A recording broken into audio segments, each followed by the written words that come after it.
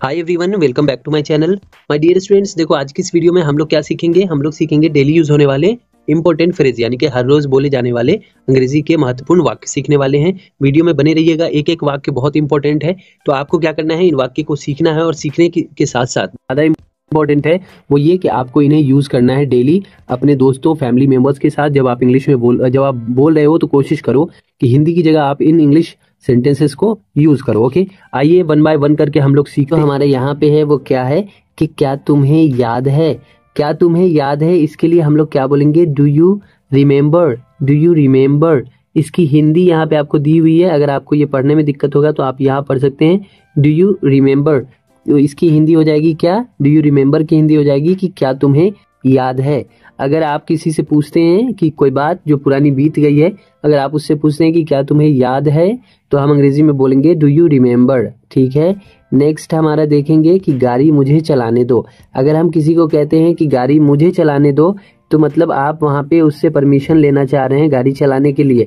तो जब भी दो का सेंस आए और कोई काम करने दो के सेंस में हो तो लेट कंपलसरी पहले आ जाता है। ठीक है, तो हम लेट का यूज करके ही पूछते हैं। तो लेट के साथ ऑब्जेक्ट यूज होता है और फिर वर्ब, ये ड्राइव मतलब चलाना वर्ब है। ठीक है, तो गाड़ी मुझे चलाने दो, इसके लिए हम बोलेंगे लेट मी ड्राइव।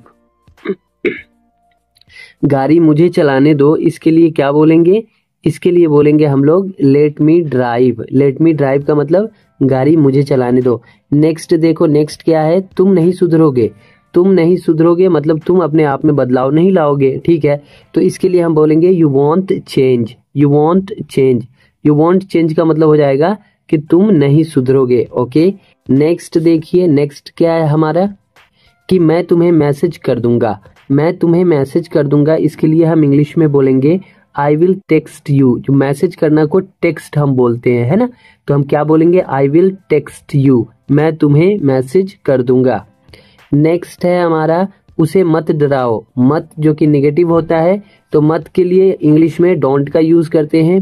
उसे मत डराओ, इसके लिए इंग्लिश बोलेंगे डोंट स्केयर हिम। ठीक है, या फिर इसकी जगह पे हम बोल सकते हैं डोंट मेक हिम स्केयर, मतलब यहाँ पे आप मेक लगा दोगे। ठीक है, और उसके बाद ये हिस्सा हिम के लिए हो जाएगा और लास्ट में आपको स्केयर रखना है। डोंट मेक हिम स्केयर या डोंट स्केयर हिम। ठीक है, उसे मत डराओ। नेक्स्ट देखेंगे तो मुझे परेशान मत करो।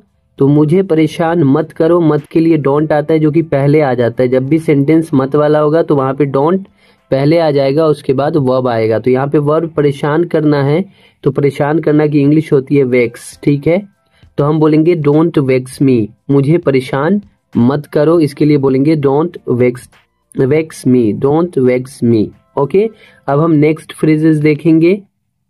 अब यहाँ देखिए, यहाँ पे क्या है कि कुछ मत कहना। कुछ मत कहना, फिर यहाँ पे मत आ गया है तो डोंट पहले आ जाएगा।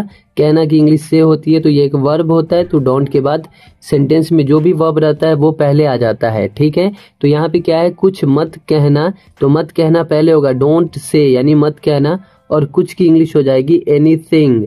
तो हम बोलेंगे, अगर हमें कहना है कि कुछ मत कहो या कुछ मत कहना, तो इसके लिए इंग्लिश में बोलेंगे don't say anything, don't say anything. Okay, उसके बाद नेक्स्ट है हमारा पंखा बंद कर दो। ठीक है, पंखा बंद कर दो, तो बंद करना का क्या होता है English, turn off. Turn off होता है, तो हम क्या बोलेंगे, टर्न ऑफ द फैन या टर्न द फैन ऑफ। ठीक है, टर्न बोलेंगे, उसके बाद द फैन लगा देंगे और इस ऑफ को हम यहां भी रख सकते हैं। तो क्या हो जाएगा, टर्न द फैन ऑफ या टर्न ऑफ द फैन। पंखा बंद कर दो, इसके लिए टर्न ऑफ द फैन या टर्न द फैन ऑफ हम बोलेंगे। ओके, नेक्स्ट है हमारा वह कहाँ रहता है।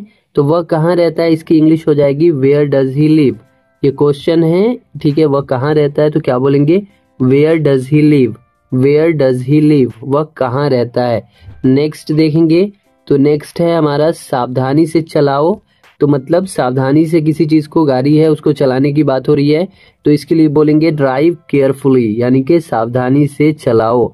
तो हम बोलेंगे ड्राइव केयरफुली। आप इसे अपने नोटबुक में लिख के रख सकते हो ताकि आप बाद में भी याद कर सको। नेक्स्ट है हमारा मैंने कब कहा।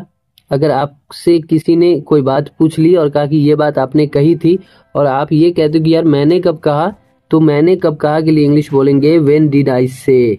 व्हेन डिड आई से, व्हेन डिड आई से मतलब हो जाएगा मैंने कब कहा।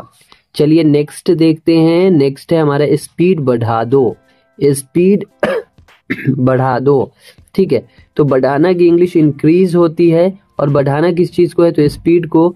तो पहले इंक्रीज आ जाएगा, उसके बाद स्पीड आ जाएगा, तो बोलेंगे इंक्रीज द स्पीड, है ना। इंक्रीज द स्पीड यानी कि स्पीड बढ़ा दो। ओके, अब आइए कुछ नेक्स्ट देखते हैं फ्रेजेस। ओके, अब यहाँ देखो सेंटेंस, हमारा जो ये वाला फ्रेज है वो क्या है कि मुझसे दूर हो जाओ। तो ये जब गुस्से में आप कहते हो किसी को कि मुझसे दूर हो जाओ, तो इंग्लिश में बोलते हैं get away from me. Get away from me, ये देखें, गेट अवे फ्रॉम मी मतलब मुझसे दूर हो जाओ, ठीक है।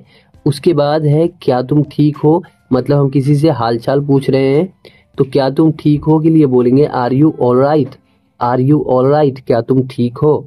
उसके बाद देखिए लिखा हुआ है कि वो कहाँ होगा, यानी कि ये फ्यूचर की बात हो गई कि वो कहाँ होगा। तो कहाँ की इंग्लिश क्या होती है, वेयर होती है। क्वेश्चन पूछा जा रहा है कि वो कहाँ होगा, तो where will he be. Where will he be, वो कहाँ होगा, ठीक है। नेक्स्ट है हमारा मैं पता लगा लूंगा। जिसमें गा लगा रहेगा लास्ट में समझ जाइएगा वो फ्यूचर की बात हो रही है, और उसमें विल और शैल ही यूज होते हैं, ठीक है। तो मैं पता लगा लूंगा मतलब हो जाएगा आई विल फाइंड इट। अगर आप कहते हो कि मैं पता लगा लूंगा, इंग्लिश में बोलेंगे I will find it. I will find it.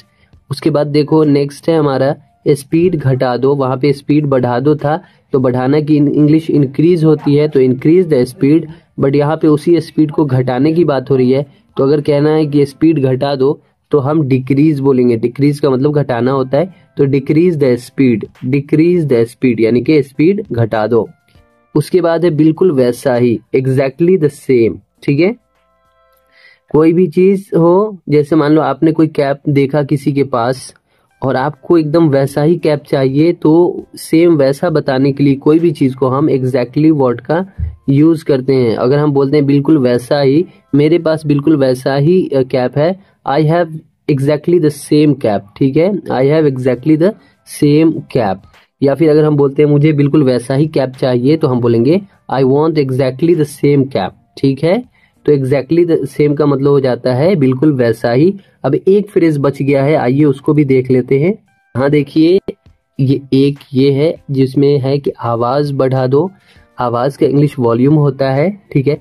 तो बढ़ाना, अब यहाँ पे देखेंगे आवाज बढ़ा दो, इसके लिए बोलेंगे turn the volume up. Turn the volume up का मतलब हो जाएगा आवाज बढ़ा दो। तो आज के लिए बस इतना ही रखते हैं। आपको ये सारे फ्रेजेस कैसे लगे कमेंट में जरूर बताइएगा, और साथ ही साथ ये भी बताइएगा कि आपको इनमें से कितने फ्रेज आ रहे थे।